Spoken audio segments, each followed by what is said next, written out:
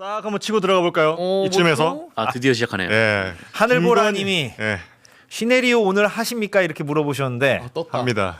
아, 떴나요? 아 떴어요. 조우대 부장이 또 뭐 일주일 내내 고민했다고 하는데 저는 지금 사전에 시네리오 뭐 다른 원고들은 제가 이제 받고 들어오는데 시네리오는 예. 제가 안 받고 들어와요. 그래서 한번 들어보죠. 정상근 기자도 중간중간에 좀 개입하시고요. 뭐 아, 네네. 평가를 좀 해주세요. 아까 뭐 정상근 기자한테 뭐 체온 어쩌고 했는데 어떤지 한번 일단 말을 섞어야 되는 주제인지 아닌지 예, 들어봐야겠습니다. 이 많은 분들이 같이 끼기 싫어하더라고요 저희 대화에. 근데 제가 오늘은 그러니까 지난주에도 이제 그 MC 장원 형님께서 이거 시네리오 지속 가능성에 대해서 상당히 의문을 품더라고요. 이거 영원 계속 할 수 없다. 저렇게 계속해서 할 수 없다라고 하시더라고요. 그래서 제가 그 말을 듣고 어떻게든 악착같이 해낸다. 라고 해서 오늘도 하나 준비해왔습니다. 이를 갈았어요? 이를 갈았습니다. 오늘은 날씨 많이 덥지 않습니까? 그래서 남양 특집으로 준비했습니다. 남양 특집. 남양 특집 조제 시네리오 들어갔나요? 들어갔나요? 자, 뭐예요? 자, 됐나요? 자, 윤석열의 손 흉터의 미스테리를 준비했습니다. 손에 흉터가 있어요? 네. 손에 흉터가 있어요? 이게 이제 대선 후보 시절이거든요. 대선 후보 시절 KBS 예능에 나왔던 어허. 윤석열 후보의 오른손에 선명한 흉터 자국. 이 미스테리를 준비했습니다. 으스스하지 않나요? 방송에서도 언급이 됐나 보네요. 그렇죠. 예, 예. 실제로 윤석열 부부는 집에서 고양이와 개 모두 합쳐서 11마리를 기르고 있답니다. 그렇죠. 그래서 실제 윤석열 후보는 저 당시 방송에서 고양이가 핥혔다 라고 해명을 했습니다. 근데 제가 알아본 결과 알아본 결과 저 흉터는 저 흉터는 고양이의 발톱의 흉터가 아닐 수 있다 하는 겁니다. 그러면 강아지입니까? 저 고양이 이제 흉터 보시죠. 이런 식으로 남거든요. 저 고양이의 흉터. 저거는 타투 아니에요? 저거는 누구의 타투가 아니라 그냥 타투. 고양이의 흉터는 저런 식으로 남습니다. 제가 이제 조금 찾아봤는데 예. 고양이에게 핥힌 상처와 사람 손톱에 의해 긁힌 상처는 형태학적으로 뚜렷한 차이를 보인다. 고양이의 발톱은 매우 날카롭고 필요할 때만 돌출되는 구조적 특성으로 인해 피부가 칼에 베인 듯이 길고 선명한 선상 형태의 그 흉터를 남기는 것이 특징이다. 근데 사람이 남긴 손톱 자국의 경우에는 표피성 찰과상으로 심한 마찰 형태를 보인다. 심한 경우 울퉁불퉁하거나 튀어나온 형태의 흉터가 남을 수 있다. 예. 이게 의학적 소견입니다. 네. 그럼 다시 한번 사진을 볼까요? 윤석열의 손에 남은 흉터를 네. 보이시죠? 하나 사진 더 드렸거든요. 혹시 예. 다음 사진 있나요? 보시나요? 저렇게 길게 네, 났어요? 그렇죠. 근데 저 이렇게 그 흉터가 저렇게 진한 거는 저도 이번에 처음 알았네요. 그렇죠, 그러네. 그렇죠. 저게 이제 그 고양이가 이제 보통 고양이 키우는 사람들에게 제가 많이 물어봤거든요. 아, 저 흉터에 대해서 네, 흉터에 대해서 많이 물어봤는데 이게 핥히면 사람이 하면서 피한대요. 그래서 저렇게 길게 남을 때까지 꾹 참고 있지 않는데요. 사람이 고문을 그렇지 당했다는 않겠습니까? 겁니까? 그렇지 않겠습니까? 근데 그러면 누군가가 핥혔다는 얘기 아니겠습니까? 아 그게 사람의 손톱 자국처럼 보인다는 의심을 하고 아니 있는 근데 건 사람의 손톱 자국이라고 하기에도 상처가 너무 큰 것 같은데요, 저는 지금 보기에. 그러니까 뭐 거의 무슨 그 어떤 흉기나 이런 걸로 인한 자국처럼 보일 만큼. 그래서 오늘은 남양 특집입니다. 으스스하지 않습니까? 윤석열은 끝입니까? 근데 이게 지금 서사가 일단 서사는 끝입니다. 아 서사 끝이에요. 이야기는 끝입니다. 이야기는 끝인데 간단하군요. 간단하군요. 간단합니다. 예. 이야기는 끝인데 저 상처가 무엇일까? 저 상처는 무엇일까? 윤석열은 강아지, 고양이, 김건희와 살았습니다. 과연 저 흉터는 누가 남겼을까? 그 셋 다 아닐 수도 있죠. 그럴 수도 있죠. 네. 그럴 수도 있죠. 윤석열의 말은 고양이가 핥혔다 그래. 고양이가 핥혔다고 그랬어요. 윤석열의 근데- 말은 근데 오늘은 제가 이제 평소에 이 시네리오 코너에 대해서 반응을 어떻게 해야 될지 몰라가지고 이제 그냥 가만히 있는데 근데 오늘은 나름의 합리성이 있어요. 그런가요? 뭐냐면 고양이가 핥힌 상처라고 하기에는 너무나 깊고 진해서 그렇죠. 좋습니다. 저건 고양이라는 그 해명, 기존의 그 윤석열 당시 후보가 했던 해명은 좀 뭔가 설득력이 떨어진다라는 얘기는 할 수 있는 것 같은데요. 네, 물론 이게 뭐 얼마나 중요한 사안인지는 뭐 별개로 우리가 얘기하지만 그리고- 어차피 시네리오가 뭐 중요한 거 얘기하는 건 아니니까. 그러니까 이 주장에 네. 더 설득력을 더하기 위해서 이 주장을 처음 제보해 주신 분은 여러분들이 많이 아시는 고양이 뉴스입니다. 아, 고양이 뉴스. 아. 근데 고양이를 키우는 고양이 뉴스가 고양이 뉴스의 원 PD님. 그렇지 원재윤 PD가 저한테 제보를 해줬습니다. 그래서 왜 자기 방송에서 안 하고 왜 제보를 합니까? 저 참아 못한 거 아니에요? 자기가 하기에도 좀 짜치는 건 저한테 던지더라고. 형 시내리오에서 해봐. 그래서 저한테 던지더라고. 이게 제가 덥석 가져왔습니다. 근데 이 개인 유튜브 방송에서도 소화하지 못하는 아이템을 뉴스공장 이재석 기억이 네. 던지거든요. 시네리오에 던진다. 이거 뭐 제법 많이 들어오겠네요. 이제 앞으로 그렇죠. 조재 부장에게. 그렇죠. 예. 이 프로그램이 이미 특본데요. 이거 어떻게 받아들여야 할지. 오늘은 여기까지 하겠습니다. 예. 더 흉터는 누가 남겼을까? 예, 뭐. 이 김건희 특검이 오늘 윤석열에 대한 체포영장을 집행 시도했다가 실패했습니다. 오늘 오전 8시 25분쯤 서울구치소에 체포영장 집행을 지휘했고 특검이요 물리력을 행사했다라고 하는데 윤석열이 완강히 거부하는 과정에서 부상 등의 우려가 있다는 현장의 의견이 있었고 네. 이를 받아들여서 9시 40분에 집행이 중단됐습니다. 음. 윤석열에 대한 체포영장 집행 기간이 오늘까지이기 때문에 이 추후에 강제 구인을 시도하려면 다시 체포영장을 발부받아야 하는 상황입니다. 만료됐군요. 오늘까지니까. 네. 다시 예. 발부받아야 됩니다. 다시 발부를 받거나 해야 되는데 글쎄요 뭐 어떻게 할지 모르겠네요. 예. 그래서 윤석열 측에서 이 체포영장의 집행에 대해서 강하게 반발을 하고 있거든요. 이제 예, 제 뭐 언론 플레이를 하더라고요. 오늘. 있습니다. 네, 그래서 윤석열 측에서 뭐라고 얘기를 하냐면 예. 그 윤석열 측 변호인들이 오늘 기자회견을 열었습니다. 기자회견을 열고 그 반드시 응분의 책임을 물을 것이라고 얘기했습니다. 그러니까 법적으로 대응하겠다 이런 얘기죠. 그렇죠, 예. 그렇죠. 그래서 이 윤석열 측 변호인들의 주요 주장이 뭐냐면 구속된 피해자에 대한 체포영장을 발부받아서 팔다리를 잡고 다리를 들어서 끌어내려는 시도가 우리나라 역사상 처음이다. 그리고 10여 명의 젊은 사람들이 달려들어 윤 전 대통령의 팔을 끼고 다리를 들어서 차에 탑승시키려고 했다. 이것이 이제 부당하다 이런 얘기를 하고 싶은 것 같습니다. 네. 그리고 윤석열이 완강히 거부를 하니까 의자를 들고 의자에 앉아 있는 윤 전 대통령을 옮기려 했다. 의자 이제- 채로. 그죠, 의자 채로 이제 우리가 이제 그림이 그려지죠. 네, 어떤 그림이 상황이 그려집니다. 벌어질지. 예. 그리고 그 과정에서 허리를 의자 다리에 부딪혔고 팔을 세게 잡아서 팔이 빠질 것 같다고 놔달라고 해서 강제력을 조금씩 벗어나게 됐다.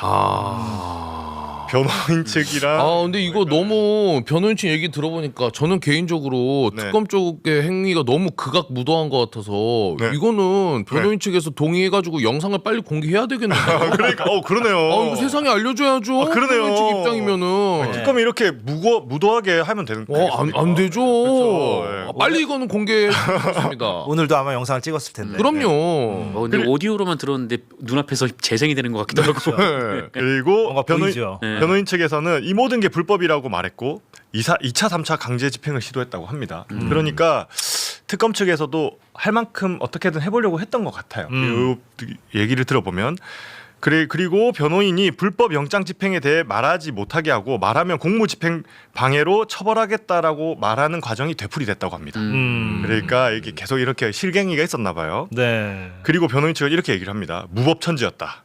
법치 국가에서 이런 일이 일어난 게 어이없다. 도저히 묵과가 어렵다.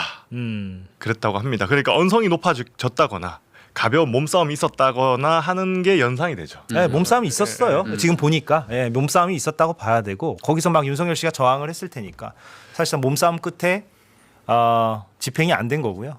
글쎄요, 뭐 그냥 조사 없이 또 기소를 해야 되지 않나 싶은데요. 윤석열 측 변호인이 말하는 것 중에서 가장 어이가 없는 부분이 이 부분인데 지금 수감된 모든 전국의 재소자뿐 아니라 형사처벌 위험이 있는 사람들의 인권을 위해서도 향후 이런 인권 침해적 행위가 반복되지 않기를 바란다. 어이없죠? 자, 그래서 여기서 저의 시나리오를 이제 하나 살짝. 여기서 나옵니까? 갑자기 가볍게 오늘 가볍게 오늘 가볍게 됐다. 하나 훅 들어오네요, 훅 예, 들어와. 제가 그래서- 마음의 준비를 좀 하고. 그래서 가볍게 이제 그냥 뭐 재밌게 윤석열 체포영장을 집행하는 방법에 대해서 잠깐만요. 근데 네. 오늘 뭔가 예.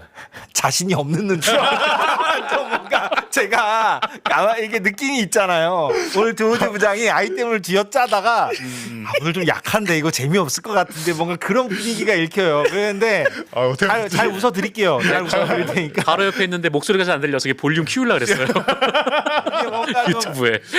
이럴 때도 우리의 역할이 중요합니다. 예. 시청자 여러분, 이게 항상 재밌을 수 없어요. 이해해 주십시오. 자, 가보죠. 그래 자신감 있게 가요. 그러니까요. 이제 기세로. 네, 자, 기세로. 그대로 가야 됩니다.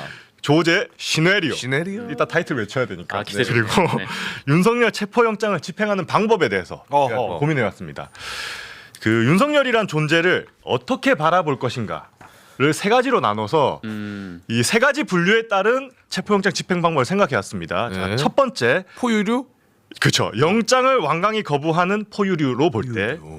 둘째, 말을 안 듣는 금쪽이로 볼 때. 금쪽이. 셋째, 한 마리의 야생 동물로 볼 때. 아 야생 동물. 그렇게 볼 때 이제 다 방법이 다른데 달라지죠. 영장을 완강히 거부하는 성인 남자로 볼 때, 자 그거는 정성호 법무부 장관이 일단 출동하면 됩니다. 아, 사진요 나오시죠. 그렇죠. 이거는 뭐 많이 유명하니까요. 그렇죠. 헤드락 가야죠. 이건 유명하죠. 그래서 마침 정성호 장관이 국회의원이시기도 했으니까 정성호 TV가 있더라고요. 네. 정성호 TV 구독자 6천 명입니다. 네. 그래서 정성호 TV에서 라이브 중계를 하면 어떨까? 아하. 이게 첫 번째 이 제안이고요. 슈퍼챗으로 몇 억 터집니다. 제가. 네. 동시 접촉자 바로 이제 구독자 올라가고 하지 않겠습니까? 그렇죠. 그리고 두 번째 사스마타라는 일본의 체포 도구를 사용하면 어떨까? 아 저런 게 있어요? 네, 이렇게 생긴 겁니다. 알루미늄 요게 같은 합금인 둘알루민 재질의 봉을 Y자 형태로 만들어 쓰는 도구입니다. 네 어떻게 쓰는 거야? 일본에서 사용되는 체포 도구입니다. 자, 다음 사진 보여주시겠습니까? 이런 식으로 사용하는 거예요. 일본 에도 시대 포졸들이 사용하던 일본의 전통 유서 깊은 전통 체포 도구입니다. 아 근데 지금도 쓰나 보네요. 네, 일본은? 지금도 사용합니다. 일본은 지금 예, 써요. 이 나무위키에는 사용법에 대해서 이렇게 돼요. 상대 저항이 격렬할 경우 단순히 몸에 끼워 움직임을 억제하는 것에 그치지 않고 사스타마를 휘둘러서 제압할 수도 있다. 이런 식으로 할 수 있다고 하거든요. 요게 이제 일본의 체포 도구거든요. 그래서 윤석열은 임기 동안 끊임없는 친일 행각으로 온 국민의 뒷목을 잡게 만들었으니까 이거 좋은데. 일본의 전통 체포 도구에 의해 체포되는 것도 역사적 의미가 있다. 네. 이렇게 제작진이 의도적으로 계속해서 돌아가면서 사람들을 비추고 있는데 조우재 부장님만 비춰주세요. 그리고 세 번째 급소 누르기. 급소. 네, 누워서 버티거나 의자에 앉아서 버티는 피의자를 벌떡 일어나게 만드는 방법으로 급소 누르기를 추천드려 봅니다. 우리 몸에는 361개의 급소가 있다고 합니다. 예. 상처는 남지 않으면서 치명적이지도 않으면서 상대를 일순간에 제압할 수 있는 급소들이 있답니다. 네. 손목에 있는 천구읍이라는 곳을 꾹꾹 누르면은 그래요. 한다요. 그리고 발목 부근의 정강이뼈 안쪽에 있는 백목락이라는 급소를 꾹 눌러보시면 어떨까? 이걸 추천드립니다. 이런 게 있습니다. 자, 이거 포유류일 때죠? 그 저희 포류 예. 이제 금쪽이로 이게 하나 끝난 겁니까 하나 지금? 끝났어요. 자, 금쪽이는 금쪽이로 볼 때 오은영으로 마무리가 될 것 같은데요. 네, 가볍게 오은영 사진 한번 보여주시겠습니까? 아 오은영으로 가야죠. 네. 오은영 이제 정치권에서도 이제 금쪽이로 많이 비유를 하시거든요. 네. 그래서 가볍게 오은영 박사 초대해 보면 어떨까? 사진 없네요. 네. 자, 그리고 오은영 선생님이 가르쳐 주신 거는 이게 때를 쓰는 아이는 네. 양 겨드랑이 사이에 다리를 이렇게 딱 잡고 그만 안 들어줄 거야 이렇게. 그렇죠. 그러니까 그렇죠. 어떤 이러한 조언을 얻을 수 있다는 거예요. 그래서 오은영 선생님과 협업을 한번 해보면 어떨까라는 게 있고 그리고 야생 동물로 볼 때 세 번째. 한국에 야생동물 관리 협회라는 곳이 있더라고요. 이 협회는 그 야생동물을 보호하고 농업인의 피해 예방을 도모하면서 야생동물을 포획하는데 아주 전문적인 곳이더라고요. 그래서 호수 이런 분들도 계실 것 그렇죠. 같은데. 이분들의 이제 조언을 얻어서 한번 또 한잔 같이 해보면 어떨까? 아 자신감. 점점 소리가 작아지는데요. 여러분 죄송합니다. 아니 잘았어요. 조제 시네리오. 오죽했으면. 네. 아, 잘 들었습니다. 예, 조우재 시네리오 오늘 처음 보시는 분들도 있을 수 있는데 그 조우재 부장이 이렇게 일주일에 한번 이렇게 웃자고 맞아요. 예, 이렇게 짧게 가져오는 거니까 여러분들 그걸 감안해서 들으시면 될 것 같고요. 네, 이번에는 한강으로. 한강으로 가보겠습니다. 현장 취재에 따른 박영훈 전 부의장. 네. 야 이거 저도 해보고 싶었는데 역시 일단은 빨라요. 제가 낮에는 사실 한량이거든요. 제가 유튜브를 가만히 보니까 이 무험한 좌파 유튜버들이 오세훈 시장의 한강버스를 엄청 비판하는 거예요. 그래서 한번 가봐야 되겠다. 검증. 네, 검증을 해봐야겠다. 이 무험한 좌파 유튜버 이런 분들이 막 조롱하고 그러니까 제가 한번 가봐야겠다. 아, 근데 확실히 기강은 잡아야겠네요.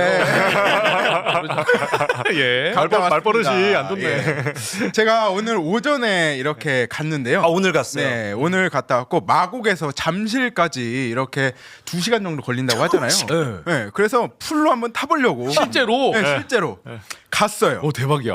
이게 한강버스가 첫 차가 12시 반에 마곡에서 출발하거든요. 네. 아, 11시에. 11시. 근데 그 두 번째 차가 12시 반에 출발해요. 11시 12시 반. 네네. 그래서 차간격 1시간 반. 네. 출퇴근을 어떻게 합니까 그걸로? 그 마곡 뭐 염창역이었나? 제가 지하철에 내렸어요. 12시 15분에. 그래서 12시 반 출발이니까 아이 뭐 행복하게 가야겠다 했는데 엄청 거리가 먼 거예요. 역에서 이제 배 탈까지, 선착장까지. 선착하는 데까지. 네. 가다 보니까 시간이 너무 아슬한데 중간부터 뛰었거든요. 네. 놓쳤습니다. 아, 놓쳤어요? 어. 12시 반 거를? 1시간 반 간격인데. 영상을 담았거든요. 먼저 예. 보시죠. 예. A few moments later. 안 돼! 안 돼! 하지 마! 안 돼! 아, 예.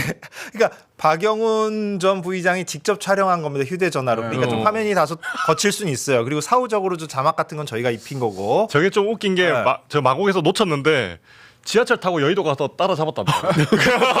진짜? 그러니까 지하철 타고 어떻게 어이없지 이거 않습니까? 한번 들어보죠. 이 마곡에서 놓쳤잖아요, 제가.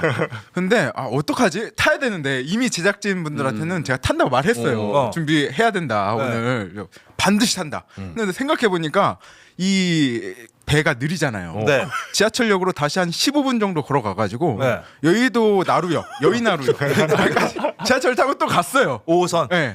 그 선착장 마곡에서 다음이 망원이고 그 다음에 여의도거든요. 제가 여의나루역 가서 타야겠다 했는데 안 오는 거예요, 배가. 한 10분 기다리니까 오더라고. 그래서 그걸 탔습니다. 결국. 놓친 그 배가. 네. 놓친 그 배를 결국 탔습니다. 지하철로 따라잡아서 타고 갔다는 이 거죠. 정도면 지하철로- 걸어가도 탔겠어요. 놓친 배를 따라잡았다. 확실히 지하철이 빠르다. 네, 이거를 의도하지 않게 제가 증명해 왔습니다. 그 배는 이제 마곡에서 강서구 마곡에서 출발해서 망원을 찍고 그렇죠. 여의나루로 오니까 네. 박영훈 전 부의장 그냥 마곡에서 바로 그냥 지하철 타고 여의나루로 가면 되니까 네. 그러네. 따라잡았네. 예. 제가 기쁜 마음으로 탑승을 했죠. 음. 그래서 그게 생각났어요. 오세훈 시장이 경남 사천에서 서울 한강버스 진수식이 있었지 않습니까? 그때 무슨 말을 했냐면 한강에서 커피 한 잔하고 베이글 먹으면서 이제 출근할 수 있다.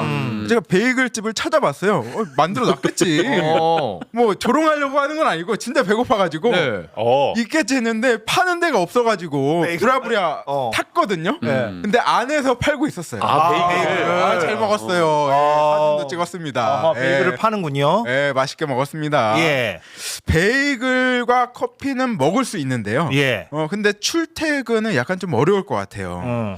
지하철역 뭐 말씀드리다시피 지하철역하고 모든 선착장이 다 그래요. 너무 멀어요. 네. 여의나루는 그래도 한 5분 정도 걸리는데 뭐 마곡이나 잠실이나 뭐 압구정은 심지어 주변에 버스 정류장이 없어요. 한 20분 걸어야겠더라고요. 네. 그래서 출퇴근 용도는 분명 아닌 것 같고. 지금 영상과 같이 나가고 있습니다. 네, 풍경 너무 좋아요. 어허. 네, 너무 그렇게 좋습니다. 밑에 영상 제공 박영훈 너무 네, 이게 사실 유람선 같아요. 유람선이네요. 네. 이 탑승자분들도 대부분 70대, 80대 어르신들이거든요. 네. 근데 이분들은 사실 이 배가 떴다고 하니까 비용도 굉장히 저렴해요. 3,000원이거든요. 그러니까 3,000원에 2시간을 이렇게 태울 수 있잖아요. 네. 그래서 약간 소일거리 같은 걸로. 그쵸. 유희 같은 거라고 해야 되죠. 그런 용도는 있겠네요. 네, 예. 유희로 타시는 것 같다. 네. 라고 말씀드리고 싶고 저기 이제 잠실 다 와가고 있습니다. 네. 아까 그 롯데타워 보이네요. 그렇죠. 네.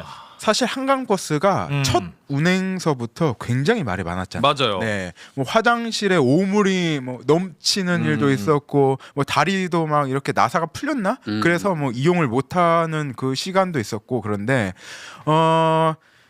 그 제가 버스 안에서 보니까 공무원분들, 서울시 공무원분들이 이렇게 왔더라고요. 예. 와서 점검을 하고 있었어요. 아하, 지금 저 사진입니까? 네, 네. 아, 예. 저 남자분 사진 찍는 남자분이 뭐 사무관이라고 하더라고요. 아, 네. 말도 걸어봤습니까? 아니요, 그 뒤에 있는 여자분이 사무관님이라고 부르더라고요.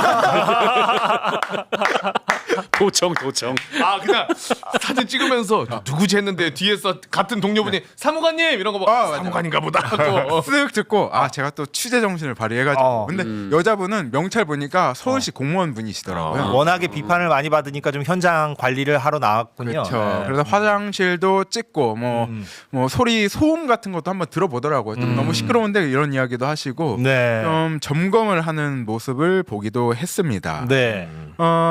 이게 안전이 사실 중요하잖아요. 저 사진은 뭡니까? 화장실 사진. 화장실 안에. 박용훈 씨가 찍으신. 네, 잘 깨끗하게 치워놨더라고요. 그래도 네. 많이 이렇게 좀 교정을 했군요. 네. 제가 좀 느낀 게 있었는데 이게 190명이 정원이거든요. 네. 근데 사람이 진짜 많았어요. 170명 정도 탄 것 꽉 찼네요. 같은데 네.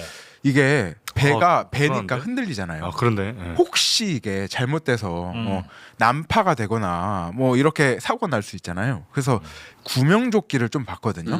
근데 이게 너무 단단하게 묶여져 있거니와 안내가 없어요.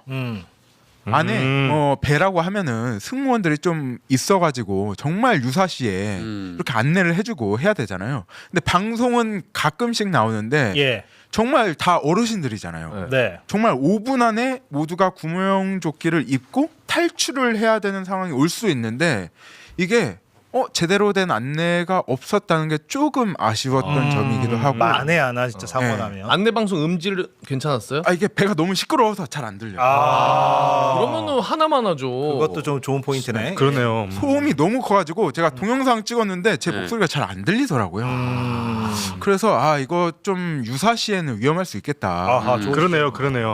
그리고 승무원분들이 안에는 푸드코트 같은데 그 음식 파시는 분 한 분, 그리고 밖에 가판에 뭐 양쪽에 합해서 3분 정도 계시더라고요. 네. 근데 갑자기 유사시에 딱 들어와서 구명조끼 어떻게 입어야 되고 탈출 이렇게 해야 됩니다 하기에는 인원이 좀 부족하지 않나.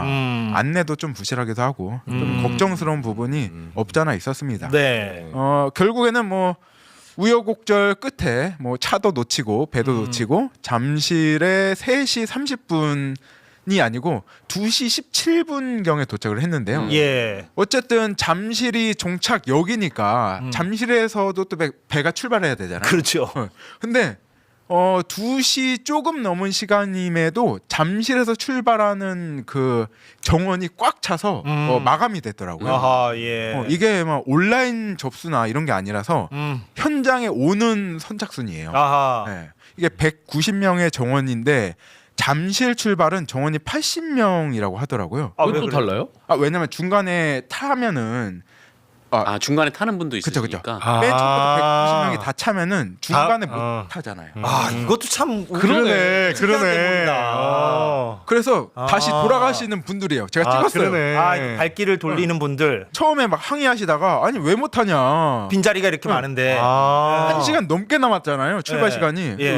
왜 못 타는 거냐 했더니 이거 다 차서 그렇다. 그럼 마곡도 그렇겠네요. 마고 그럴 수 있죠. 그거 확인해 봐야 되겠지만 네. 아무튼 잠실에선 출발할 때 다 안 태운다. 네. 중간에 왜냐면 태워야 되니까. 중간중간에 채워야 되니까. 그래서 발길 돌리는 분들이 많다. 그렇죠. 이게 온라인 예매 시스템 이런 게 없다 보니까 내가 2시 뭐 한 10분 정도면 빨리 간 거잖아요. 그렇죠. 1시간 일찍 간 건데 네. 내가 가도 못 탈 수 있는 거예요. 근데 이게 온라인 예매도 안 되는 것도 좀 요즘 시대에 좀 너무 답답해. 아니 근데 온라인 예매가 애매하죠. 왜냐면은 오세훈은 이거를 대중교통 수단의 목적을 넣었기 때문에 우리가 내일 출근하니까 염창역에서 급행 예약해야지 지하철 예약을 하지 않습니까? 그런 것처럼. 요 대목이 아주 두 분이 지금 그러니까 그러네요. 예약을 하면 이제 우리가 무슨 지하철이나 버스를 예약하는 것도 아니고. 딱 찍고 타야 되는 겁니다. 그냥 교통카드 찍고. 그러니까 예약 시스템이 들어가게 되면 완벽한 이제 유람선으로 규정이 되니까 넣을 수도 없는 애매한 상황일 것 같은데. 또 온라인 시스템은 또 어르신들이 사용하기 좀 힘들어하시는. 뭐 힘들기도 네. 하겠고. 아니 만약에 진짜 출퇴근하는 용도의 회사원이었어 봐요. 배를 놓친 거 아니에요? 어떻게? 일자리 이렇게 많은데. 다시 지하철 한 15분 20분 걸어가지고 지하철 타야 돼요. 참 이게 시스템이 그러네. 전혀 이거는 확실히 현장을 가야 돼. 그러니까. 현장을 가니까 얘기가 풍성하잖아. 디테일이 살아있어요. 봐야 됩니다. 타봤어요? 한강버스? 안 탈 건데요. 타봐야 됩니다. 네, 그래야 비판할 수 있어요. 네. 그래서 저의 바람은 사실 그냥 오세훈 시장이 인정했으면 좋겠어요. 이거는 유람선이다. 저렴한 그리고 유람선. 차라리 온라인 시스템도 도입을 하고. 그쵸. 그러네요. 이 대중교통으로서는 접근성도 좀 많이 빈약하고 연계도 사실 잘 안 되는 거잖아요. 예. 이제는 인정해야 된다라고. 그러면은 이번에 현장 이렇게 너무 고생해서 다녀와 주셨으니까 그 스타트를 한 김에 다음 컨텐츠로는 이 한강 버스를 따릉이로 따라가 보는 컨텐츠. 저 아니면은 왜냐면 맞아요. 한강버스를 오리배로 한번. 한강버스 제가 이거 느낀 건데요. 예. 가면서 옆에 창문 보잖아요. 네, 자전거 타시는 분하고 똑같아 속도가. 자, 그거 찍었거든요. 그러니까. 미처 못 들었네. 예. 자전거 타시는 분 라이더 분하고 이렇게 똑같은 속도가. 눈을 마주칠 수 네, 있어. 실제로 이 한강버스가 시속 25km 정도예요. 자전거도 라이더 분들은 한 25km 속도 맞아요. 가시거든요. 예. 재밌더라고요. 네. 유람선입니다, 여러분. 느려요. 와, 이런 현장 취재. 그 코너 제목이 저겁니다. 박영훈이 간다. 예전에 그 이경규가 간다라는 게 있었잖아요. 네. 어떡하냐. 저거 너무 오래전. 저거 정리화되면 이제 밖으로 가서 예, 쉽지 않아요. 이거 매일마다 어디 나가가지고 뭐 해야 되는 저거 만들어버렸네. 아이템 찾기가 쉽진 않을 것 같긴 한데 그 폰트도 그때 이경규가 간다 이 폰트를 그대로 저희가 따왔다고 하더라고요. 네, 그 너무 부담 갖지 마시고 네. 가고 싶은 현장이 있으면 가시고 네. 아이디어가 안 떠오르시면 그냥 또 뭐 한 주는 또 뭐? 그냥 뉴스 브리핑만 하고. 그렇죠. 뭐 정치 이야기하면 되죠. 뭐. 네, 그렇죠. 네. 그 오세훈 시장이 이렇게 이게 1,500억 들인 사업이거든요. 네. 근데 1,500억 들인 사업인데 오세훈 시장이 한강버스에는 이렇게 많은 관심을 들이는데 네. 정작 정말 중요한 것들은 관심을 안 갖고 있어요. 가령. 네, 제가 한 가지 갖고 왔는데요. 뉴스 먼저 한번 띄워주시면 좋을 것 같아요. 네. 네, 청년 안심 주택이라는 사업이 있거든요. 네. 네, 이 사업이 뭐냐면요. 서울시의 행정 예산 지원을 받아서 네. 민간 사업자가 공급하는 공공지원 민간 임대주택이에요. 민간 임대주택. 네, 서울시가 역세권에 있는 토지의 용도를 변경해 주는 거거든요. 네. 그 과정에서 용적률, 건폐율을 완화시켜주고, 그래서 좀 민간 사업자가 좀 참여할 수 있게. 그렇죠. 금융 지원도 해주고. 음. 이 대신에 민간 사업자는 민간 임대주택을 지어서 한 최장 10년 동안 주변에 있는 그 원룸이나 뭐 오피스텔 시세보다 저렴하게 한 20% 정도 저렴한 공급을 해주는 사업이거든요. 청년들에게. 그렇죠. 네. 이게 굉장히 인기예요. 그러겠네요. 왜냐하면 첫 번째 저렴하고 예. 위치가 굉장히 좋아요. 예. 역에서 정말 5분도 안 걸릴 만큼 가깝거든요. 네. 그래서 경쟁률이 최대로는 146대 1에 달할 만큼 예. 굉장히 뜨거운 사업이었거든요. 근데 이 청년주택에 입주한 분들의 보증금이 다 떼이게 생긴 상황이 왔어요. 보증금? 네. 오. 이게 보니까 보증금이 얼마지 제가 한번 찾아봤거든요. 대략 1억에서 1억 8천만 원 사이더라고요. 보증 꽤 되네요. 그렇죠. 청년- 월세야 뭐 20만 원에서 40만 원 사이겠지만은 예. 보증금에 따라서 이렇게 월세가 차이 나는데 보증금이 저는 뭐 한 2천만 원, 3천만 원 아닐까? 보통 그렇잖아요. 네. 그 월세 이제 청년들이 사는 원룸이나 이런 것들은. 그렇죠. 근데 네. 보증금이 꽤 비싸더라고. 어우, 근데 이 돈이 200만 다 원. 떼이게 생겼다는 게 왜 그렇습니까? 굉장히 큰 문제입니다. 이 민간 사업자는 대체로 총 사업비 한 10% 남짓을 투자하고 나머지는 대출을 통해서 우리가 PF 대출이라고 예, 하죠. PF. 네, PF를 받아서 자금을 조달하고 있는데요. 예.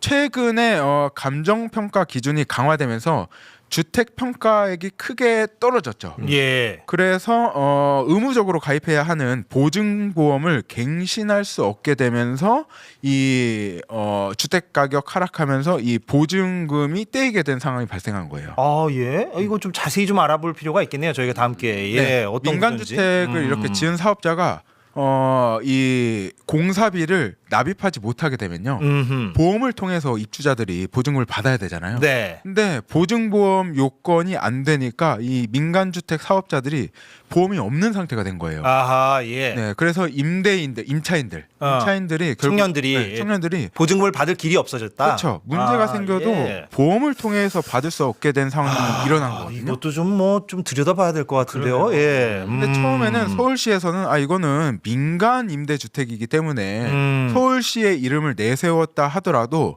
민간 사업자 책임이다. 우리와는 조금 책임 소재가 다르다. 어쨌든 주도권이 민간에 있다. 네. 아, 지금 뚜렷한 대책은 없어요. 어. 이 청년들에 대해서. 그래요. 뭐 SH 같은 경우에는 이 공매나 경매에 넘어간 주택을 우리가 매입해서 뭐 보증금을 돌려줄 수 있는 방안도 검토하고 있다라고 하는데 확정적이지는 피해 않고. 규모가 나옵니까 혹시? 기사에? 피해 규모는 점점 늘어나고 있는데요. 예. 제가 찾아본 바로는 한 건물에서만 140억 원이 되는 피해가 발생한 것도 있어요. 보증금 총합이. 그럴 수 있겠네. 네, 굉장히 크죠. 심각하네. 이거 참 오늘 박용훈 픽이 그 현장 취재를 또 한강버스 해오고 또 재미도 있고 의미도 있네요. 예, 그러니까요. 청년 안심주택의 문제점도 함께 짚어. 아니 그래가지고 자기 예. 치적을 쌓는 이런 한강버스 같은 유람선이에요.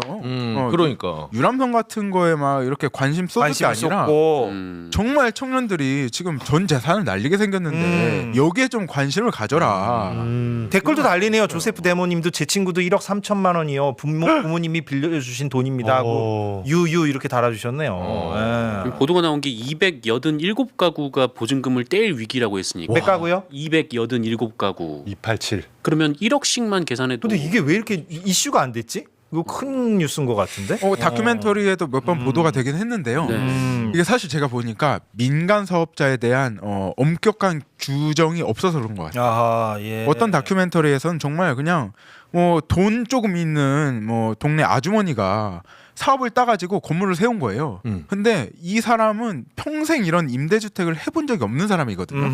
그래서 공사비를 결국 못 내게 되니까 압류를 당한 거예요. 그러면 청년들도 보증금 다 떼게 되고. 아하, 그건 그런 그래. 사람들도 막 그 지역에 땅이 있다는 그렇죠. 이유만으로 덜컥 참여했다가 수습이 안 된다. 그렇죠. 어떤 상황인지 알겠습니다. 그래서 앞으로는 좀 이 사업을 운영할 수 있는 경험 사업자를 잘 잘 선정을 해야 된다. 되겠다는 생각이 좀 들더라고요. 예. 오늘 박영훈이 간다. 네. 뭔가 의미도 묵직하고 현장성도 있고 현장의 디테일도 살아 있고 그러니까. 재미도 있고. 그 다음 주부터 부담이 확 되겠어요. 이게 첫 시리즈가 홈런이라 이거. 네. 그래도 이거 오늘 거는 이거 박수 한번 보고. 박영훈이 간다로 가겠습니다. 예. 오늘도 알차거든요. 기대된다. 네, 먼저 기사부터 소개해드리겠습니다. 오늘도 김건희 씨의 궁사랑에 대한 단독 보도가 나왔습니다. 오늘 JTBC 단독 보도인데요. 윤석열 전 대통령과 김건희 씨가 명성황후의 침실이자 시해당한 장소인 공영합에 단둘이 들어가 10분 동안 직원 없이 머물렀던 사실이 확인됐습니다. 직원 없이. 네. 단둘이.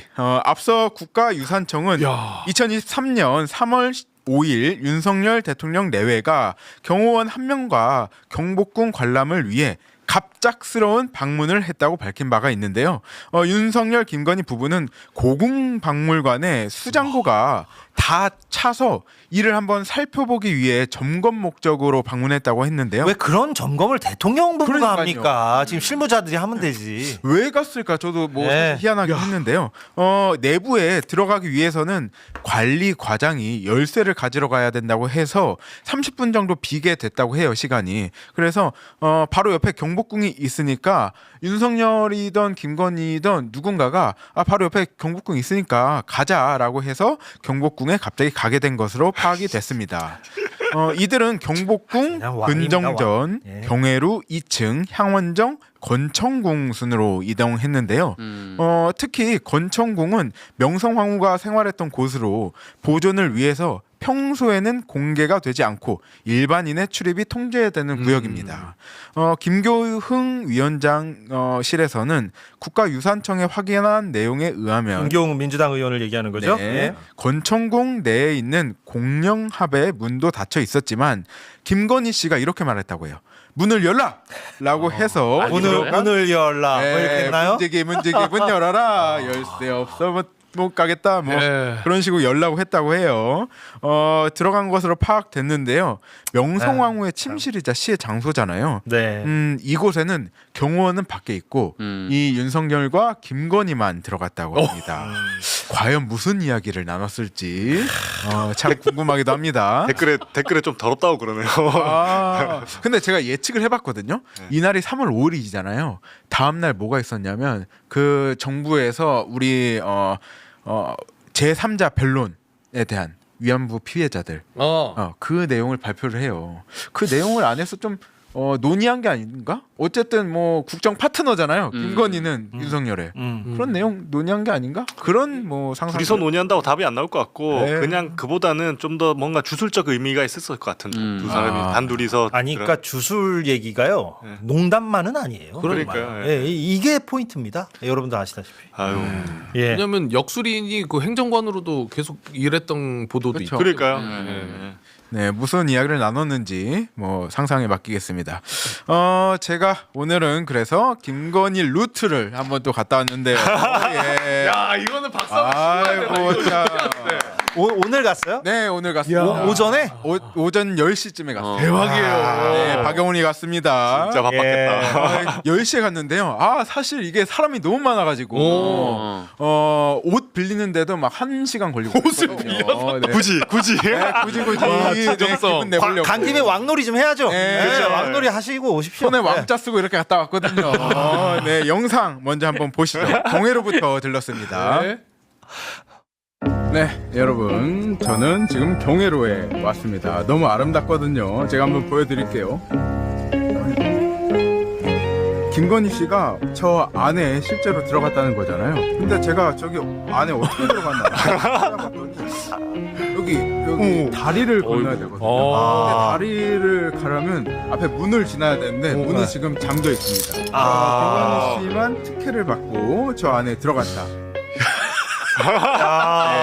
저게 다예요? 야 박수 안 쳐야겠네. 더 있어요. 더 있어요. 네, 영상 더 있어요. 경회로로 왜냐하면 네. 휴대전화로 찍은 거고 자기가 찍는 거라서 이게 뭐 촬영자가 같이 가는 게 아니잖아요. 그렇죠. 여러분들이 그걸 감안해 주시고 또 오늘은 영상을 일찍 넘겨서 제작진들이 자막도 입히고 예. 음악도 깔고 이렇게 했네요. 예, 예. 볼만합니다. 아유 고맙습니다.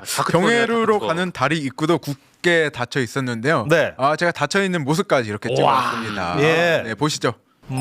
네, 여기는 경회루에 들어가는 입구인데요. 그 다리. 이렇게 보시다시피 저 안으로 들어갔다는 거죠? 아까 봤던 거기죠? 이렇게 네. 들어가려면 특별관람 기간이라고 해서 정해진 기간하고 맞아, 횟수가 기간이 따로 있구나. 정해져 있더라고요.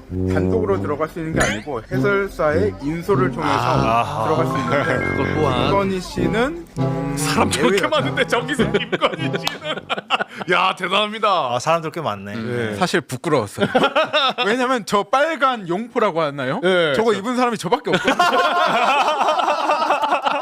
아니 그리고 다 애인하고 왔는데 혼자서 네, 혼자서 남자 혼자 물룡포 같은 거 그렇죠. 입고 셀카 찍으면서 심지어 여기가 정말 좋은 곳이군요도 아니고 자 김건희는요 여기를 혼자 민망했어요. 굉장히 민망해서 죽을 뻔했습니다. 또 그 앞에서 다른 건물 이거 근정전이 아니고 다른 건물인데 거기서 시민들이 대화하는 거를 좀 담아 왔거든요. 우연찮게 담았어요. 근데 앞부분 좀 잘려가지고 어제는 김건희 씨가 의자에 앉았다는 소식이 전해졌죠. 네. 이와 관련해서 이 경복궁을 관람하러 온 가족들의 대화 한번 먼저 듣고 오시죠. 있던 자리가 청와대 청와대 말고 아까 제가 그 문화재 어디 갔다 그랬지? 기억이 안 나. 근정전이고 거기가 청와대 아니에요? 근정전 여 뒤에요. 여 뒤에. 근정전이고 어디 뭐 거기 아니고 편집하느라 고생하셨겠다. 그래요? 희한한 여자네. 모르는 척. 저분들이 보기엔 용포 입고 다니는 사람이 희한하지 않을까 싶은데. 근정전인지 알았는데 여기는 근정전이 아니고 실은 사정전이라는 곳인데요. 예. 정도전이 생각하면 슬기롭고 슬기로우면 성인이 된다라는 시경의 구절을 인용해서 지은 곳입니다. 네. 네, 이번에 마지막인데요. 진짜 근정전으로 가보겠습니다. 그 용상에 올랐다는 거기. 네, 예. 저는 경복궁 근정전 앞에 와 있습니다. 어제 국정감사를 통해서 김건희 씨가 어좌에 민망했어요. 정도 앉아 있는 것으로 증언이 됐는데 당당하게 하세요. 근정전 와 보니까 못 들어가게 돼 있어요. 보시면 아시겠지만 그 안에 문이 잠겨 있어가지고 어좌가 안 보이거든요. 아하. 아니 근데 굳이 저 문을 따고 들어가서 어좌에 앉았다. 주로 구석에서 많이 내가 하네요. 왕이다. 정말 황당한 일입니다. 네. 네, 저렇게 못 들어가게 내부로는 못 들어간다. 네, 다 잠겨 있고요. 저기 사진 보시면은 예. 이 막 철 난간 같은 거 있고 들어가지 마세요. 닫혀져 있고 문도 잠겨 있는데 예. 굳이 가서 앉았다는 게 못 들어가는 것만 확인하고 온 건데 그래도 되게 생생하네요. 그러니까요. 생생하네. 아, 현장치 좋네요. 예. 근데 제가 여의도에 돌아다니는 풍문 같은 이야기로 오늘 들은 게 있는데요. 네. 저기 근정전 안에 용상에 김건희 씨가 앉았다는 거잖아요. 그 사진을 누가 찍어서 갖고 있대요. 맞아요. 사진이 있다는 얘기는 사진이 있는데. 있다는 그 용상에 앉은 사진. 네. 네. 하기야 사진 한 장 안 찍었겠습니까? 그거 왕놀이 하는 건데. 아니 제가 물론 뭐 들어가진 않겠지만은 만약에 네. 그럴 일이 있어서 혹시나 용상에 앉았으면 사진 찍어달라고 아이, 그럼요. 했겠지. 네. 사진 한 장 찍어봐 이랬을 것 같아요. 뭐 잠깐만 그날 이배영 씨가 같이 갔나요? 안 갔나요? 네, 같이 가서 같이 갔죠. 네. 용상 앉았을 때. 네, 그럼 이배영 씨가 갖고 있나 모르겠네. 관광 가이드를 뭐 같이 했었죠 그때. 그래서 뭐 나중에 추후에 확인할 일 같습니다. 네. 너무 좋네요. 재밌었습니다. 근데 오늘 뭐 박지원 의원이 제가 한 이야기는 아니에요. 예. 뭐 기사를 먼저 보자면은 김건희는 왜 근정전 용상에 앉았을까에 대해서 박지원 의원은 오늘 CBS 라디오 인터뷰에서 윤석열 다음에는 김건희가 대통령이 돼서 왕좌에 오르겠다 하는 망상에서 역술인들의 말을 믿고 저런 짓을 하지 않았나라고 생각한다라고 했습니다. 그럼 내 집무실을 알아보러 간 거야. 다음 대통령 나거든요. 그렇죠. 네. 대통령실 또 이전할 뻔했네요. 제가 그 어좌에 앉았다는 뉴스를 보고 좀 찾아봤는데 그 조선시대 같은 경우에 용상에 이제 앉으려고 시도만 해도 영모죄로 영모죄지. 네, 능지처참에 이제 능지처참 좋네요. 실제로 능지처참을 했답니다. 참 좋네요. 실화. 그래서 역사적인 거니까. 그렇죠. 역사적인 거니까요. 예. 김건희 씨는 조선시대에 안 태어난 걸 다행으로 지금 사실상 대한민국에 태어나서 그냥 징역을 이제 취소해 있는 거거든요. 예. 저기 용상에요. 우리가 일제 시대 때 조선 총독부의 총독 중에 한 명이 일부러 저기 가서 앉아서 보고를 받고 했대요. 그 이름을 제가 뭐 메모했는데 까먹었는데 네. 일부러 거기 앉은 이유가 일제가 조선을 이렇게 다스리는 게 정당하다. 그러니까 내가 왕의 자리에 앉아서 니네 다스리는 거 아니냐라는 걸 보여주기 위해서라도 일부러 저 용상 사진으로 나와 있는데 제가 못 봤죠 오늘 잠겨 있어서. 네. 저기 앉아서 이렇게 위시를 부렸다고 합니다. 예. 박영훈이 간다였습니다. 잘 봤습니다. 네. 현장 취재 지난번 한강버스 현장 취재도 아주 인상적이었는데 네. 오늘도 아주 인상적으로 봤습니다. 오늘 실비는 따로 영수증 청구했거든요. 그 용포 대여비용 2만 원에 대해서 제가 청구를 했습니다. 아니 근데 정말 진지한 얘기인데 그런 건 정말로 실비 청구하시고 고맙습니다. 저희 제작진한테 취재 과정에서 발생하는 비용이니까요. 좋았습니다. 예. 네. 그리고 오늘은 뉴스의 홍수 속에서 자칫 놓치기 쉬운 뉴스들을 짚어보는 조우재의 잠깐만. 이 노래 써도 되나 이거? 써도 된답니다. 조우재의 잠깐만 이런 뉴스 그 코너를 만들어왔습니다. 이 로고송은 요즘도 쓰이나요 라디오에서? 쓸걸요? 옛날 거면 써도 될 썼던 것 텐데 같은데. 요즘 안 쓰이면 우리가 저 써도 요즘에 못 들은 거. 요즘에 안 들은 것 같아서 이거 왜 끝까지 이게- 못 들어요? 저작권 문제 때문에? 아마 그럴 수도 이렇게 있을 짧게. 거예요. 네. 잠깐만 요거 하나만. 예. 5초 이내는 저작권에서 좀 비껴나긴 하더라고요. 그렇죠, 비껴나죠. 네. 예. 그래- 가보시죠 잠깐만. 네. 그래서 놓치면 안 되는 뉴스를 제가 좀 뽑았습니다. 네. 뭐냐면 오늘 국힘의 통일교인 2천여 명이 집단 입당했다는 김건희 특검의 특검발 뉴스가 있었습니다. 네.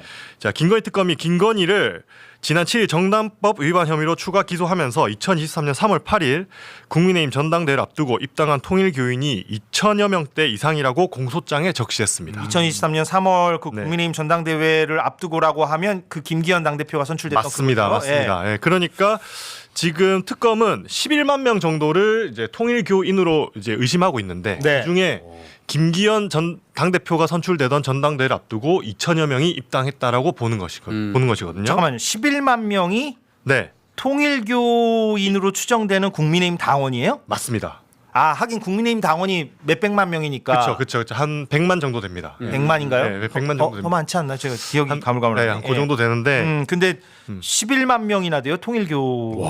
예, 추정되고 있습니다. 11만. 아, 물론 추정입니다. 예, 네네네, 추정이지만 그렇습니다. 그 11만 명이 통일교인으로 추정이 되고 그렇죠. 2천 명 정도가 그 무렵에 들어왔다. 그렇죠. 김기현 당대표가 선출되던 전당대회를 앞두고 들어왔다. 네. 그겁니다. 그리고 또 한 가지 뉴스가 있었습니다. 통일교 파일 국힘 미팅 완료. 대선 전날엔 2억 1천만 원 써. 라는 이제 한겨레 단독. 오늘 다 두 가지 다 오늘 있었던 뉴스입니다. 예. 2022년 대선 직전 통일교 윤영호 씨가 국민의힘 시도당 위원장들을 만났다는 뉴스입니다. 그리고 윤영호 씨는 대선을 앞두고 통일교 조직 전체가 대대적으로 움직였다라고 특검에 진술했습니다. 자, 이게 뭐냐면 시도당 위원장에는 국민의힘 현역 국회의원도 포함되어 있습니다. 네. 그러니까 광역별 시도당 예방 현황 파일에 미팅 완료라고 윤영호 씨가 그렇게 기록을 해놨다고 합니다. 네. 여당 당대표를 만드는데도 통일교가 개입을 하고 전국 시도당 위원장들도 통일교에 이제 윤영호 씨가 만나고 다니고 그래서 제가 여기서 의심을 하는 건 그럼 과연 현역 광역단체장은 안 만났을까요? 아 지금 빈칸이 거기다. 그쵸. 그러니까 통일교가 그렇죠. 당 대표 뽑는 전당대회에도 이렇게 당원들이 2천 명이나 가입된 것으로 보이고. 그렇죠. 그리고 현역 국회- 2022년 대선 윤석열 후보가 이겼던 그 대선에서도 그렇죠. 막 윤영호 본부장이 여기저기 막 사람들 만나고 다니고 시도당 위원장 만나고 다녔다. 그렇죠. 그럼 광역단체장은 어떻게 됐을까? 그쵸. 예. 여기서 제가 이제 오세훈 시장과의 유착 관계를 한번 의심해 보는 거거든요. 어허. 그 의심할 수 있는 이제 뉴스가 하나 있습니다. 잠깐만 나온다 이제. 여기서 잠깐만입니다. 요 뉴스가 지금 묻힐 뻔했었는데 제가 싹 뽑았습니다. 네, 한 번 더 틀어주세요. 요기래요. 제작진. 잠깐. 자, 요 뉴스입니다. 임기호 서울시의원 광화문 광장 40억 원대 돌기둥 사업 절차 특혜 논란 지적. 이 뉴스입니다. 네. 이거 언제 나온 뉴스입니까? 이거 한 11월 며칠 됐네요? 11일 예. 이틀 전 뉴스입니다. 네. 아무도 거의 잘 모를 겁니다. 저도 몰랐어요. 네. 봐요. 이게 뭐냐면 오세훈의 감사의 정원 프로젝트라는 게 있습니다. 감사의 정원. 네. 예. 아마 지금 종묘 건너편 세운상가 개발과 한강버스에 묻혀서 사람들이 거의 다 모를 겁니다. 네. 이게 뭐냐면 광화문 광장에 6.25 전쟁에 참전했던 국가들을 기념하는 감사의 정원 프로젝트라고 돌기둥 23개를 세우겠다는 프로젝트입니다. 예. 근데 돌기둥 23개를 세우는데 무려 40억 원이 든답니다. 네. 근데 이 사업을 이제 집행하는 주체가 통일교와 관련된 통일교 재단이 대주주로 있는 사업체라는 것입니다. 어허. 낙찰받은 업체가 이 사업을 그렇죠. 건설업체네요, 일종의. 그렇죠. 일신석재라는 회사고 네. 이게 통일교 재단이 이제 대주주로 있는 업체입니다. 음. 근데 이제 서울시는 긴급 입찰 방식으로 진행을 했습니다. 이 업체를 선정하는데. 근데 전혀 시급성을 요구하지 않는 사업임에도 불구하고 긴급 입찰 방식으로 진행을 했다는 게 매우 의심스럽고. 좀 이상하네요. 그렇죠. 그리고 이 광화문 광장의 7m 높이 이게 작은 게 아니에요. 7m 높이의 회색 짙은 돌보 23개를 놓고 돌보 기둥 내부에 조명을 설치해서 자유의 정신을 뜻하는 빛 기둥이 하늘로 뻗어나가는 장관을 야간에 연출하겠다라는 계획입니다. 아, 참 오세훈 시장 같습니다. 오세훈 시장은 자꾸 이렇게 뭔가 전시에 꽂혀요. 왜 그런지 모르겠어요. 그러니까 네. 지금 세운상가라든지 뭐 한강버스에 묻혔는데 이런 사업도 있습니다. 지금 오세훈의 전시행정입니다. 이게 감사의 정원. 요 그림을 제가 이제 만들어 왔는데 제 친구가 만들었는데 네. 이 문제가 한두 가지가 이거 아닙니다. 조호제 제공이네요. 네, 그렇죠. 이거 직접 만든 겁니까? 제 친구가 만들었습니다. 민지라는 제 친구가 만들었습니다. 친구한테 부탁했어요? 네. 디자인 이렇게 이걸 금방금방 만들 수 있는 친구인가 보죠? 네, 그렇습니다. 예, 예. 이게 조형물 조성에만 57억이 들어가고 예. 공원을 새로 조성하는데 200억이 들어가고 조형물에서 빛이 나오는데 전기요금만 1억 2천원이 들어갑니다. 그리고 한국 전쟁과 참전국을 기념하는 공간은 이미 대한민국 전국에 100여 개가 있습니다. 이미 그렇게 그렇게 니은자 모양으로 돌기둥을 세운다는 거예요? 예, 맞습니다. 아, 그걸 몇 개? 23개. 23개를 세운다. 예. 그런데 제가 왜 여기서 잠깐만이냐면 이 예산을 심의하는 곳이 서울시 의회거든요. 네. 행정자치위원회인데 감사의 정원 예산은 11월에 통과될 예정입니다. 11월. 얼마 안 남았지 않습니까? 지금 서울시 의회는 그 국민의힘이 다수죠. 그렇습니다. 예. 지금 제가 그걸 지적하고 싶은 겁니다. 근데 이 예산을 막을 방법이 없어요. 말 방법이 없죠. 시의회는 국민의힘이 다수 정당이거든요. 예. 그래서 지금 당장 예산 11월에 예산 통과를 앞두고 있는데 많은 사람들이 모르고 있습니다. 그리고 뉴스의 홍수 속에서 묻혀서 그냥 흘러갈 수도 있었던 뉴스입니다. 네. 그래서 이 뉴스를 꼭 가져왔고 서울시에서는 이 정당한 입찰이었고 이 통일교 관련된 업체가 선정되는데 정당한 업체였고 우수해서 선정했다라고 반박을 하긴 했습니다만 네. 이건 의심할 수밖에 없는 상황이거든요. 네, 그래서 요거를 제가 한번 가져왔습니다. 임규호 서울시 의원은 민주당 소속이고 맞습니다. 이걸 이제 문제 제기했군요. 맞습니다. 이거를 왜 이렇게 긴급 입찰 방식으로 특정 업체한테 줬느냐? 맞습니다. 그리고 두 개 업체가 입찰에 도전을 했는데 네. 통일교 재단이 관련된 업체가 더 비쌈에도 불구하고 그 업체를 선정했습니다. 더 10억 이상 더 선 서울시는 뭐라고 해명해요? 더 좋은 업체다? 뭐- 맞습니다. 그렇게 얘기하고 있습니다. 어. 더 좋은. 네, 더 10억 이상 이거? 더 비싼 업체를 서울시가 선정했습니다. 서울시 출입하는 기자들이 좀 취재를 좀 해봤으면 좋겠는데 이거는. 그렇습니다. 네.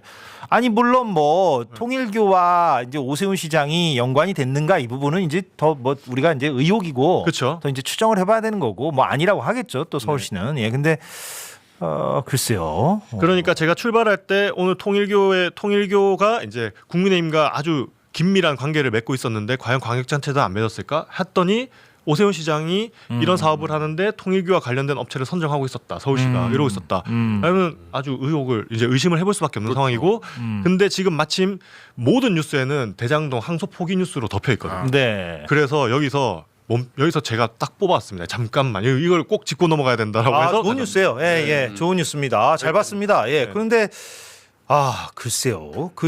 저 광화문 광장 여러분들 뭐 다 가보셨을 테지만 뭐 세종대왕 동상도 이미 있고 그렇습니다. 이순신 장군 동상도 있고 또 뭐 이렇게 분수 나오는 곳도 있고 그래요. 아이들이 막 이렇게 여름철이면 거기서 물놀이하고 그러거든요. 그러니까 제가 말하려는 것은 뭐 그냥 있을 게 다 있고 그냥 내버려 두면 돼요. 지금도 충분합니다. 네, 광장이라는 게 뭡니까? 그냥 그렇죠. 광장이죠. 말 그대로 광장이고 사람들이 모여서 그냥 좀 시원스럽게 서로 만나고 또 집회도 하고 뭐 이런 데 아닙니까? 근데 저기다가 왜 자꾸 저런 거를 막 많은 돈 들여가면서 전기요금도 그렇게 해마다 발생하는 저거를 왜 짓는다는 건지. 그러니까 저 조형물도 6.25 참전국을 기리는 조형물이거든요. 그러니까 이 반공 이데올로기도 또 심으려고 하는 그런 이제 저희도 담겨 있는 그러니까 거죠. 오세훈 시장이 자꾸 저런데 뭐 그러니까 이런 거죠. 이명박 전 대통령에 대해서 우리가 호불호를 떠나서 어찌됐건 서울시장 시절의 이명박은 버스 전용 차로라든가 그렇죠. 청계천 복원이라든가 뭔가 그래도 사람들한테 실용적이다. 뭔가 우리 삶과 좀 연결돼 있다. 이런 느낌을 주는 거를 해서 그게 이제 대통령으로 만든 거 아닙니까? 그렇죠. 이명박을. 근데 오세훈 시장은 너무 그냥 뭐 속은 말로 삐까뻔쩍한 무언가를 이렇게 크게 만들기에만 몰두하는. 그러니까요. 뭔가 웅장한 기념물이나 상징물을 계속 세우려고 하는 방식이 너무 예스러워요. 그 방식이. 예. 저게 예전에도 보도가 나왔었는데 저 조형물에 그 참전국들을 기리는 조형물이잖아요. 그래서 네. 참전국으로부터 돌멩이를 기증받아서 맞습니다. 조형물을 만들려고 했대요. 맞습니다. 근데 이 참전국이 한 20몇 개 되는데 그 중에서 한 6개, 8개 그 정도만 그럼 줄게라고 하고 나머지 국가들은 우리가 그걸 왜 줘야 되는 맞습니다. 예. 좀 그런 식으로 이제 답변이 나왔다는 거죠. 돌덩이 구하기도 힘들다는 거잖아요. 네, 그래서 그 심지어 이제 우리나라의 한국전쟁 당시 가장 많은 파병을 했던 국가가 미국하고 영국 등인데 이 미국하고 영국에서도 그 돌을 왜 우리가 줘야 되는 건가 좀 그런 취지의 답변을 했다고. 그러니까 이 논란이 참전국의 석재를 기증받아서 기념 조형물에다가 딱 이제 넣는 건데 이제 그 참여하겠다는 국가도 없는 거예요. 근데 아무튼 예산이 국민의힘이 서울시 의회는 다수니까 통과되면은 진행되겠네요. 그렇죠. 진행되겠죠. 그러니까 지금 많은 서울 시민들이나 많은 국민들이 이 뉴스에 관심을 가지고 오세훈 시장이 또 저런 데다가 헛돈을 쓰고 있다는 사실을 좀 많이 알아야 되거든요. 첫삽을 언제 뜨지? 왜냐하면은 내년에 이제 6월에 지방선거를 하지 않습니까? 그럼 만약에 민주당 후보가 서울시장이 되면 네. 이제 저거를 그리고 만약에 서울시 의회가 민주당으로 다수당이 재편되면 네. 무언가 좀 초기에 좀 이렇게 중단을 시킬 수 있는지 그것도 좀 궁금하네요. 그렇죠? 예. 네, 중단할 수 있겠죠. 시장 집권으로. 예. 예. 아무튼 여기까지입니다. 잘 들었습니다. 예.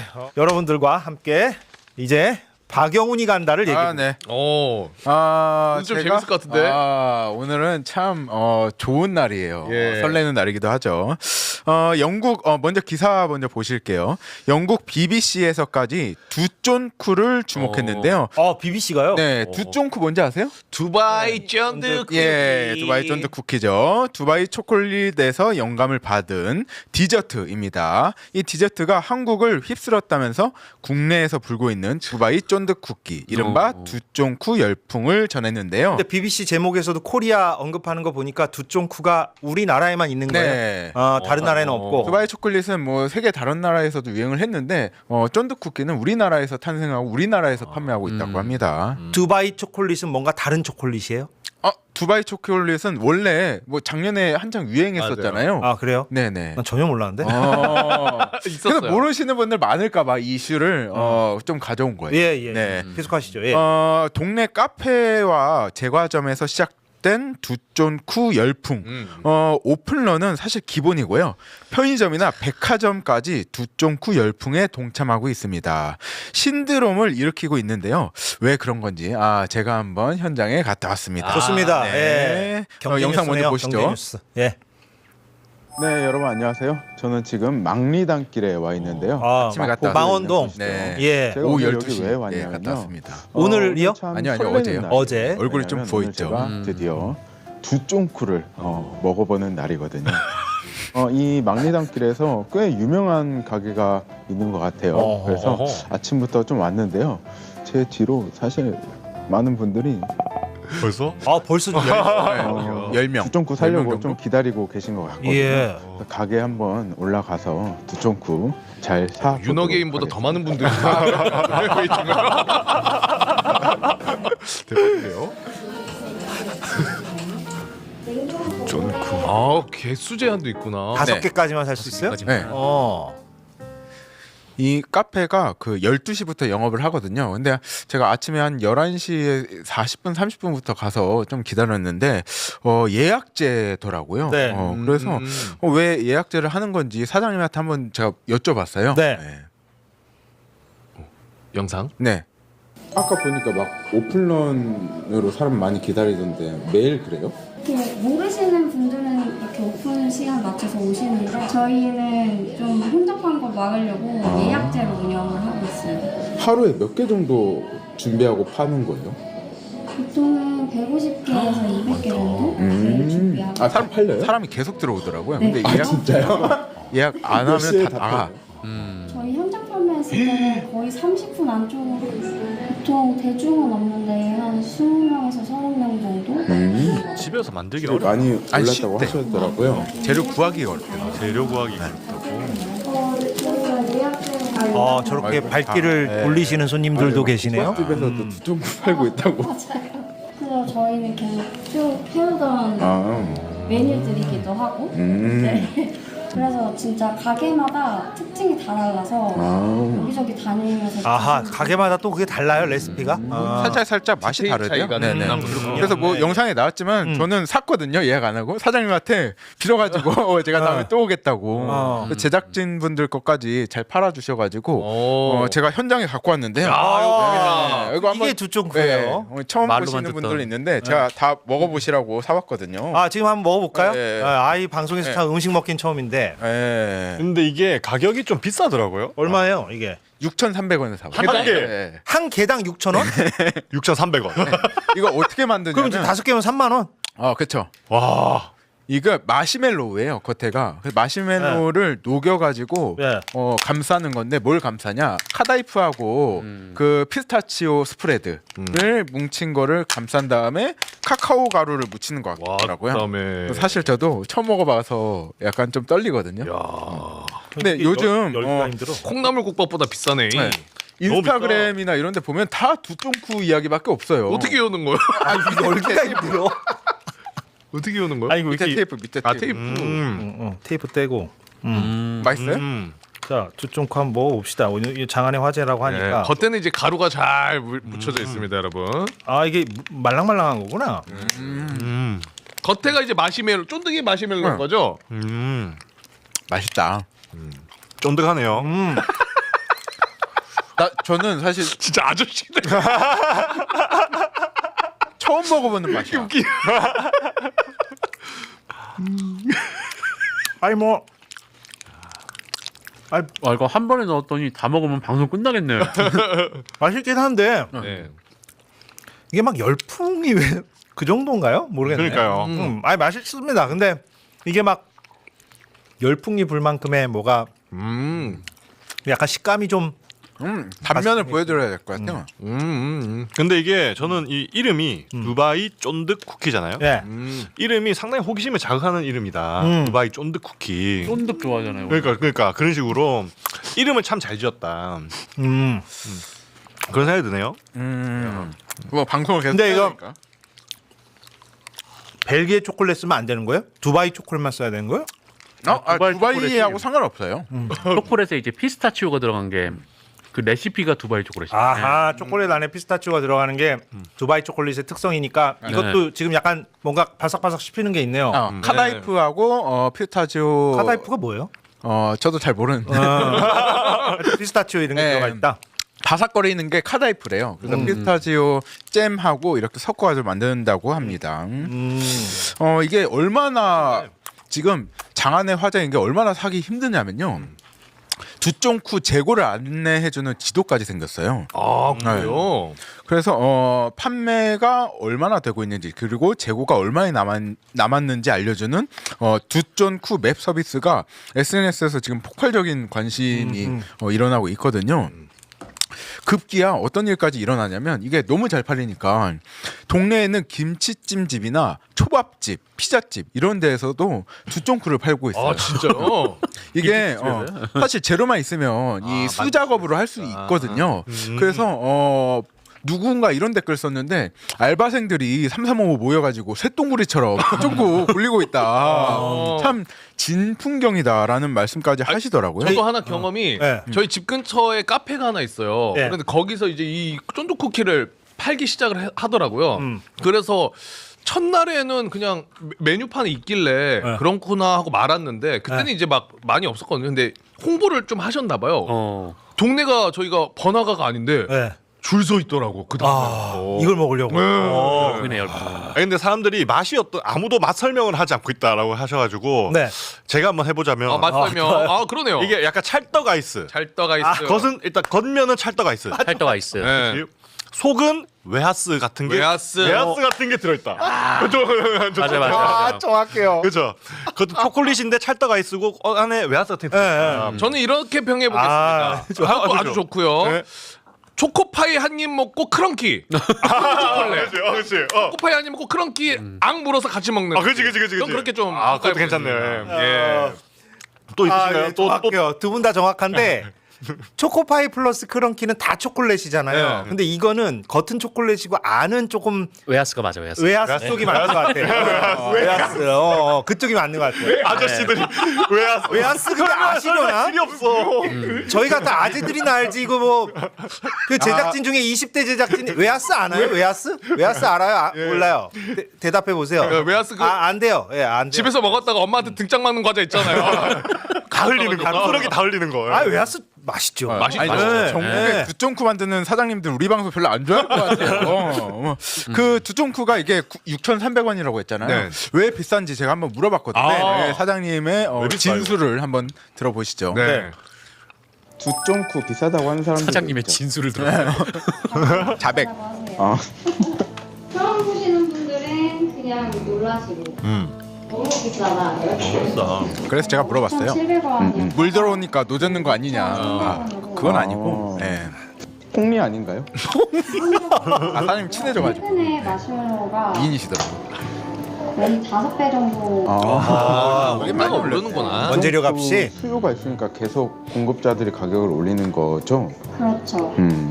이거 하나하나 직접 만들어야 되는 거예요? 네. 아. 피스타치오 스프레드도 저희는 다 직접 갈아가지고. 맛있더라고요. 노동력은 사실 거의 안 들어갔다. 수작업으로 만드셔야 되니까. 노동력은 안 들어갈 정도로 원재료 원가가 값만으로도 이렇다. 예. 그래서 피스타치오 그 안에 있는 재료 있잖아요. 네. 그 수입량도 점점 늘어나고 있는데요.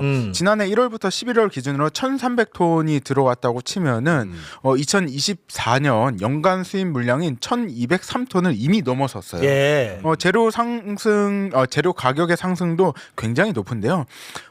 피스타치오 1kg 가격은 지난달 14일에는 19,500원이었는데 이번 달 11일은 49,900원. 몇 배가 뛴 거야. 2배가 살짝 넘게 뛰었죠. 예. 그리고 카다이프는 같은 기간에 12,700원에서 18,900원으로 약 한 48% 올랐어요. 카다이프가 뭔지도 제작진 좀 적어주세요. 좀 네. 궁금하네요. 예. 처음 들어서. 그 웨하스 같은 게 카다이프일 거예요. 과자 같은 거. 아니 뭐 다 외웠어요. 아니 웨하스 말고는 거의 단어가 없어. 설명을 할 수가 없네. 약간 소면 다 외웠어. 이것도 외웠어. 저것도 외웠어. 무슨. 삶지 않은 소면 씹는 그런 식감이잖아요. 비슷한 겁니다. 아니 나는 그 학문적 정의를 듣고 싶어서 그랬지. 찾았습니다. 이게 뭔가요? 튀르키예나 아랍 지역에서 예. 전통 면 이런 거를 면을 구워서 이걸 시럽에 적셔 가지고 나오는 디저트. 웨하스네. 설명을 들어도 모르겠는데. 아무튼 면이다. 예, 알겠습니다. 이렇게 비싼데도 사 먹는 이유가 좀 궁금해서 손님들 좀 인터뷰 좀 해봤거든요. 좋아요. 네. 듣고 옵시다. 두쫑쿠 지금 사신 거죠? 몇 개 사셨어요? 왜 이렇게 다 고발 뉴스처럼 이렇게 다 촬영해 왔어요? 아니 무슨 이게 좋은 뭐 그냥 부드러운 아이템인데 여기 약간 아니 무슨 예약 막 안 하면 어디 무슨 현장 고발하듯이 여자친구가 예약해서 여자친구 보내서 왔대요, 저분은. 그럼 근처 저분들은 못산 회사에서 분들. 점심시간에 나오신 거예요? 근데 못 사셨잖아요. 맛있어요? 놀리는 거 아닙니다. 실제로? 맛있어요. 맛있다고. 근데 제가 뭐 이거 뭐 맛있다고 가져온 건 아니고 예. 사실 저는 두바이 쫀득 쿠키가 이전에 탕후루나 뭐 이런 것들 있잖아요. 이런 예. 유행하고 좀 다른 게 이거는 대량 제작이 안 돼요. 그렇기 때문에 이거를 만드는 주체는 영세 자영업자거든요. 왜 대량 생산이 안 돼요? 왜냐면 마시멜로를 가열하고 수작업을 해야만 이 모양이 나와요. 공장에서 그러니까 기계로는 할 수 없다.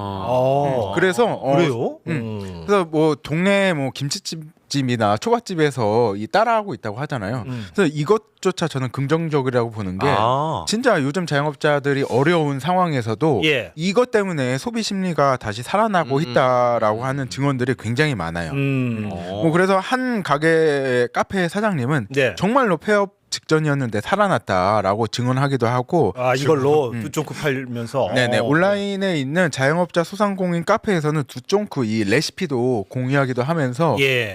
서로 이렇게 다독이는 모습도 볼 수 있어요. 근데 원재료 가격이 좀 낮아졌으면 좋겠네요. 네.